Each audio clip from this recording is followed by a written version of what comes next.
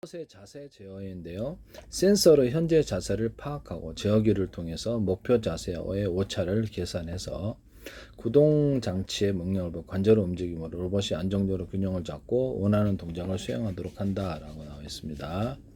4조 보행 로봇이나 2조 보행 로봇, 산업용 매니플레이터 다양한 로봇에 적용되고 IMU 센서, 자이로, 가속대기 등이 사용되고 PID 제어, 모델 예측 제어, 다양한 알고리즘이 활용된다.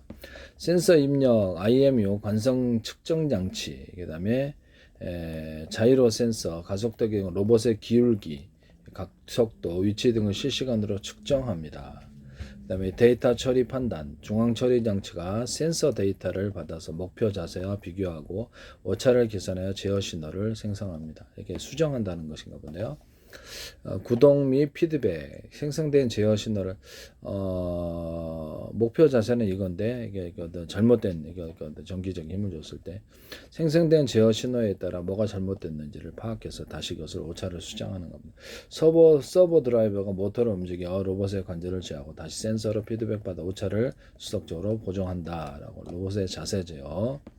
센서 퓨전, 여러 센서, 가속도교, 자이로, 지자기 센서 등은 데이터를 융합하여 좀 더 자세한 자세 정보를 얻는다.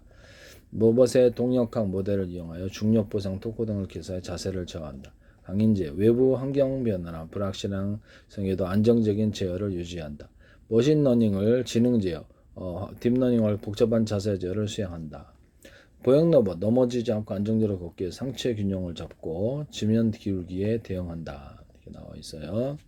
제가 이렇게 로봇의 하체 관절에 좀 더 많은 전기를 줘야 된다고 말씀을 드렸죠. 이 기술을 쓰시면 제 기술이 되겠다.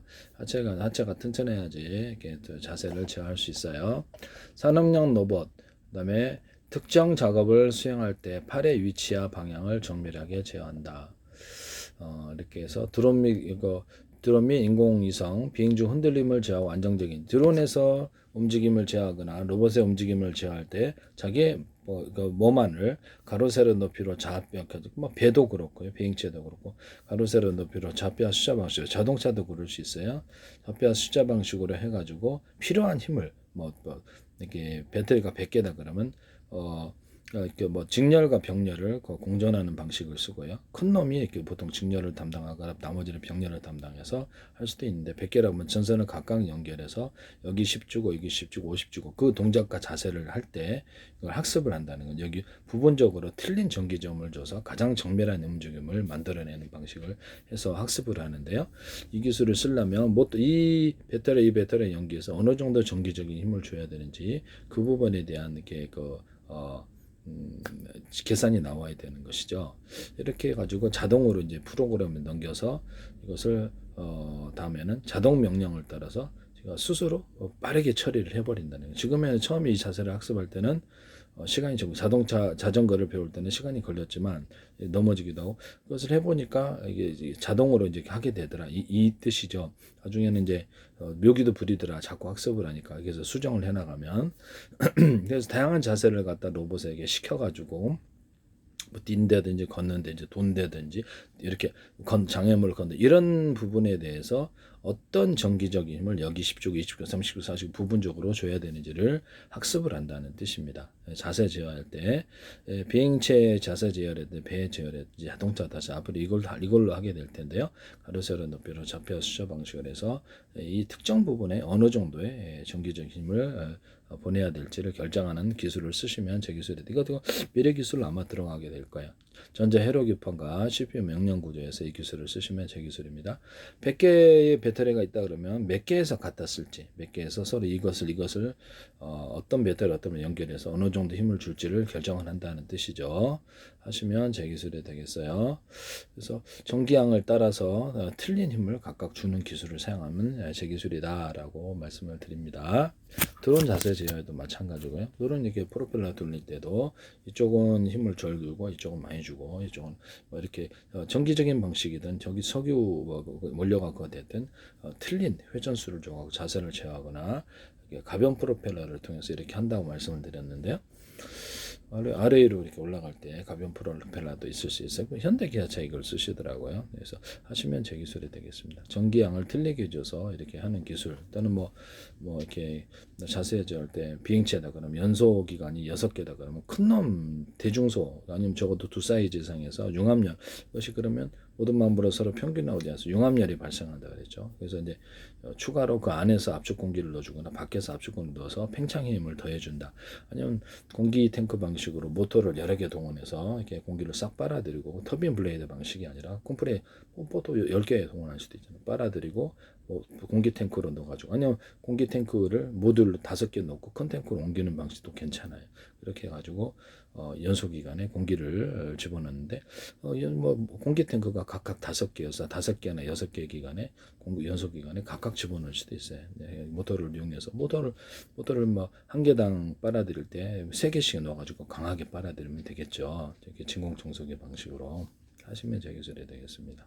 예, 그래서 이 공기 탱크와 연료를 공기를 섞어주는 이런 기술을 사용하는데요. 그래서 우라늄, 토늄, 플루토늄의 가스 구조로 이렇게 원자력 발전을 할 때도 이 기술을 쓸 수 있고요. 그다음에 공기 탱크 방식으로 해가지고 모터를 이용해 공기 빨아들여 가지고 용광로 같은 이렇게 공기를 집어넣는 방식이나 석탄 석유 가스 발전 할 때나 모든 연소 기관에 이것을 쓸 수 있다라는 것을 말씀을 콤프레셔 방식으로 해요. 그 쇼크 저기 그러니까 하시면 예, 제 기술이 되겠다라는 것을 말씀을 드립니다.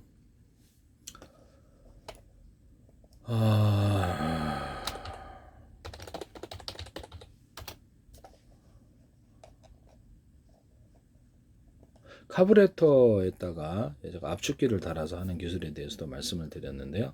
하시면 제 기술. 모터 공기하고 연료를 믹스하는 기능을 주시면 제 기술인데 주유소 자체에서 팔 때부터 기술을 쓸 수 있어요. 공기를 집어넣거나 수소산소를 조금 프로테이지를 넣어주거나 아니면 비행체 자체에서 비행체나 배 자동차에서 공기를 섞어주는 오토바이 엔진 같은 것이 이것이 해서 매연을 저감 장치로 들어갈 건데 충분한 연료를 공기와 섞어주고 잘 타게 하는 거죠. 그다음에 부피를 늘려줍니다. 부피를 늘려주는 것은 팽창의 힘을 크게 하기 위해서 부피를 공기를 섞어 많이 넣어준다는 거죠. 그래서 그때 어떤 컴프레셔 방식으로 해서 강한 구동이 필요할 때는 좀 더 많이 넣어준다든지 적은 공기를 넣어준다 이런 기술을 쓸 수가 있어요.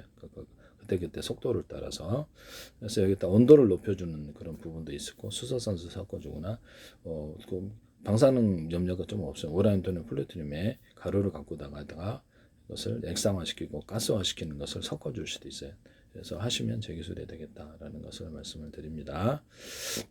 우라늄 또는 플루토늄의 가스 구조로 하는 이런 것을 입자나 가루 가스 구조를 원자력 발전에서 하시면 제가 모듈 방식으로 5개다 그러면 5개에서 나오는 볼리어 탱크를 큰 탱크로 옮겨서 전기 발전을 한다. 쓰시면 제 기술이 되겠습니다. 석탄, 석유, 가스 발전할 때도 이 기술을 쓸 수 있고요. 석유를 끓일 때도 한 군데 5군데에서 끓여갖고 빨리 이쪽으로 오게 하거나 하시면 제 기술인데요.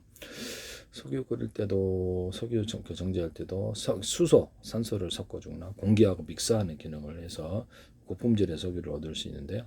그런 장치를 만드시면 돼요. 그다음에 수소, 산소를 섞어주거나 이산화탄소까지도 이렇게 쓸 수도 있다. 이렇게 넣을 수도 있다 하시면 되겠습니다. 상중하로 넣는다. 콜라 제조회사에서 이렇게 이런 기술을 상중하로 넣거나 여러 군데 넣어가지고 믹스하는 기능을 갖게 하시면 제 기술입니다. 골고루 섞이도록 그런 기술을 이렇게 코카콜라 제조회사나 이렇게 모든 펩시콜라나 이렇게 음료수 제조회사 냉각을 시킨 후에 다시 또 여러 번 되풀이하는 이런 기술을 통해서 탄산을 많이 함유하게 합니다.